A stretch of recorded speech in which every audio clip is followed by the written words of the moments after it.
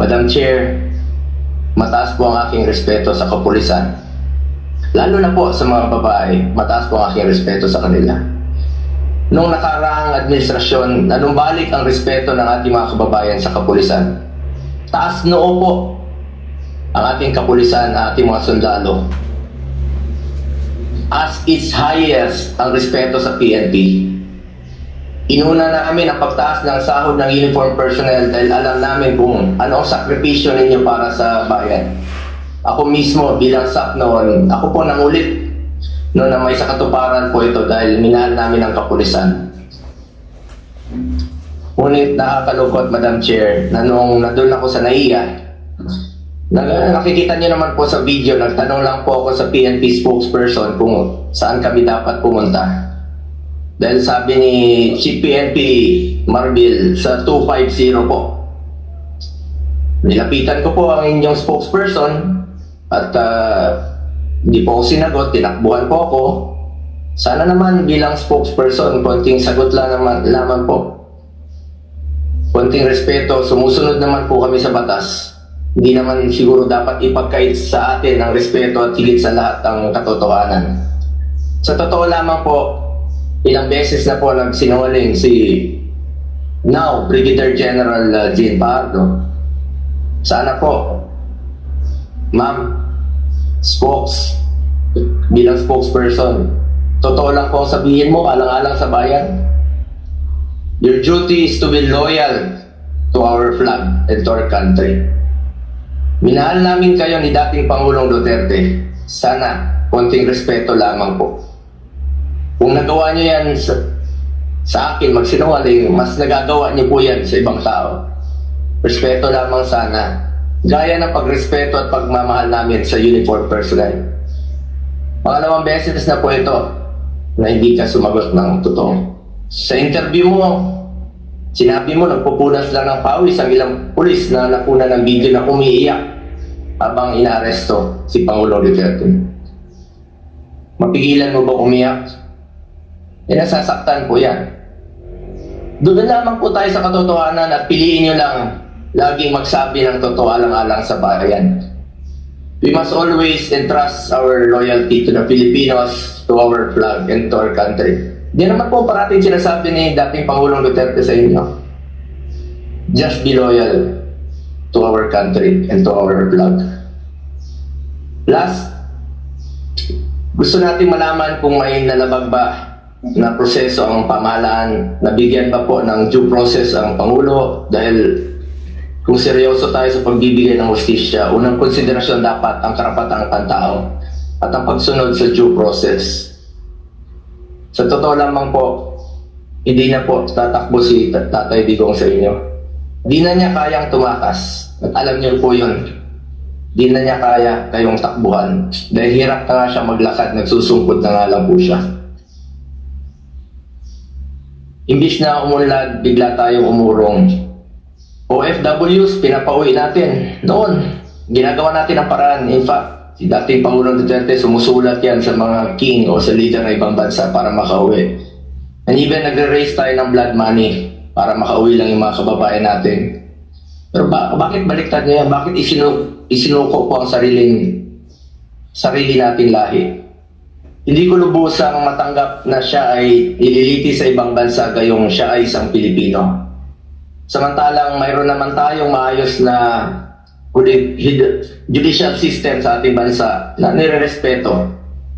Kasarinlan yan bilang isang bansa. May sarili tayong batas, may sarili tayong proseso, may sarili tayong korte at may kakayahan tayong panagutin ang sinumang nagkakasala sa ating bayan. Madam Chair, this is now a matter of principle, justice, and humanity. Di ba't may sarili tayong sistema ng hustisya? Kapag may Pilipinong nagkasala, dapat tayo po ang husga. We must protect our citizens and we must stand as one. Dagdag pa dito, Madam Chair, mula noon hanggang ngayon, naniniindigan naman po si Solicitor General Minardo Guevara na walang jurisdiction ng ICC sa ating bansa. Kung consistent po ang gobyerno sa posisyon na ito na hindi kilalanin ang jurisdiction ng International Criminal Court, bakit hinayaan po nitong ma-implement na warrant of arrest ang Interpol mula sa isang korte na hindi naman natin kinikilala. Kung wala naman talagang jurisdiction at may warrant of arrest ang Interpol o ICC, sana binigyan muna ng pagkakataon ng gobyerno through the proper authority like judicial court na i-verify o suriin ang validity ng arrest warrant. Ang issue na ito ay hindi lamang para kay Pangulong Duterte. Ito ay mahalagang usapin sa soberanya ng Pilipinas ang nakataya dito. Alang-alang sa ating mga bayaning nagbuwis ng buhay upang makamit lang ang ating kalayaan. Alang-alang sa ating ngayon na patuloy na inaalagaan ng ating soberanya upang ang ating mga anak at ang ating mga anak ay mamumuhay ng isang bansa na malaya at nirespeto ng ibang bansa. Ang bawat Pilipino, mataas o mababa man ang katayuan sa buhay, dapat may gobyernong masasandalan na hindi siya pababayaan. Former president man o hindi, karapatan yan, lalo na po pagdating sa kanyang kalusugan, kaligtasan at buhay. Sa huli, bagamat andon si Tatay Digong na buong tapang na hinaharap ang kasong isinampa sa kanya, tulad ng kanyang paulit-ulit na ipinangako, napakasakit po sa dibdib na pagkatapos niya isakripisyo ang kanyang sarili para sa kinabukasan ng ating mga anak at ng bawat Pilipino, ni isang Pilipino ay hindi huhusga sa kanya. Imbis na ibigay sa Pilipino ang paghusga sa mga ginawa ni dating Pangulong Duterte na paglaban sa droga at kriminalidad, sadly, hindi po ganun ang nangyari. Sabi ko nga, para sa akin, Pilipino po ang dapat humusga sa totoong sitwasyon sa bansa. Kung mas nakakalakad na po ba ang ating mga anak noong panahon niya, hindi po nasasaktan, hindi nababastos.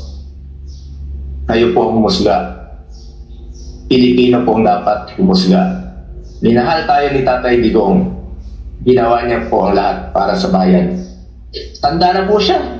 Ayaw na nga niya tumakbong presidente.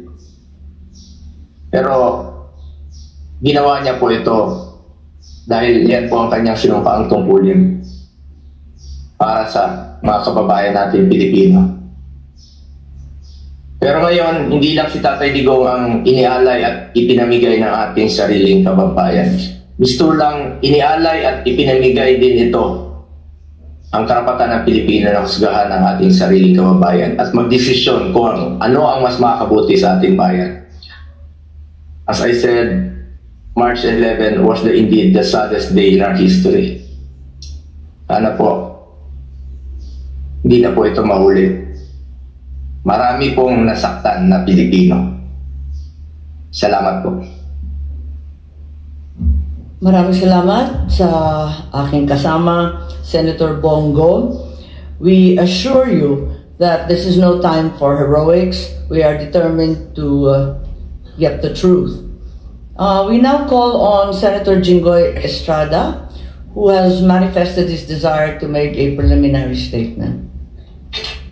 Madam Chair, I wish to waive my opening statement in order to expedite the hearing. But if you will allow me to fire the first salvo, it will be very much appreciated, Madam Chair. Kung maaari, siguro umpisahan na lang natin kasi medyo komplikado yung ating proseso.